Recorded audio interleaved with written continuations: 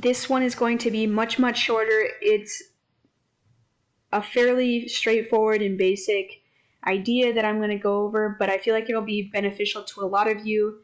For example, if you know that wild rice only grows naturally in 2 North Dakota counties, then we can automatically eliminate every other county in North Dakota besides the 2 where it naturally grows. Or if you're looking at glacial lake Agassiz and its landforms and the geology behind that, of course, not the entire state of North Dakota was not involved with glacial lake Agassiz. So we can then select and create a new layer and then disregard everything else that has nothing to do with it.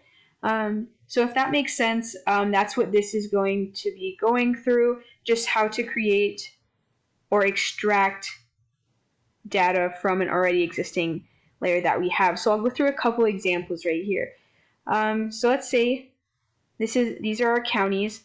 Again, we can open up the attribute table. It will go through each county.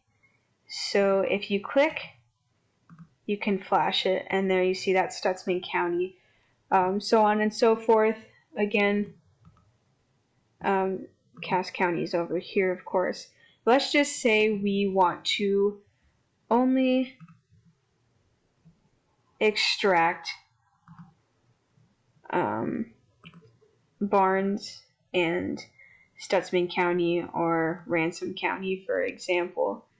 So if we go back to our attribute table, we can find, let's see, we can sort this as well.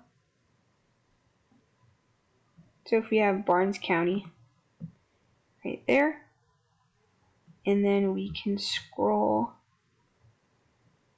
and find Ransom County as well. So to select 2 that are not in alphabetical order, you're just going to hold the control key and select however many you need. So from there, we have our 2 counties. These are the only 2 counties that exist through the trail where wild rice naturally grows. So we're going to go up here. Again, we have our map tab, etc., etc. We're going to go over to our data tab, and all we're going to do is create a new layer from the selection. So we will click that. We can X out of this. Okay, now we've just significantly narrowed down our suitable areas in terms of where wild rice naturally grows. So going further in suitability analysis, we will only consider the optimal best fit sites that fall within these 2 counties. Second example, we can look at, say we care about glacial lake Agassiz and its formations and where that region of North Dakota is. So we are going to, again, go to our attribute table. And since we care about the land, again, I've already sorted this, but we have our Lake Agassiz Plain.